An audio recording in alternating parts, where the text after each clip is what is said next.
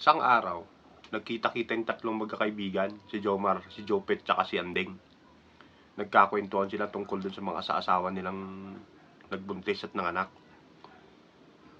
Naunang nagkwento si Jomar ngayon. Alam nyo mga pare, nung naglilihi pa lang yung asawa ko, ang paborito niyang panoorin yung The Lords of the Rings, The Twin Tower.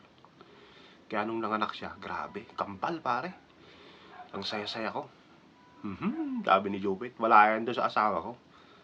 Nung naglilihi siya, sabi ni Jopet, ang paborito niyang panoorin yung The Three Musketeers. Kaya nung nanganak siya, triplets pare. Tawanan silang dalawa ngayon hanggang sa mapansin nila si Andeng malungkot doon sa isang sulok. Oh, parang Andeng, di ba manganganak na rin yung asawa mo? Oo eh. Nung naglilihi siya, ang paborito niyang panoorin yung The Snow White. Oh, bakit malungkot ka? Sabi ng dalawa. Eh, ang masakit doon, yung The Seven Dwarfs yung paborito niyang tinitingnan.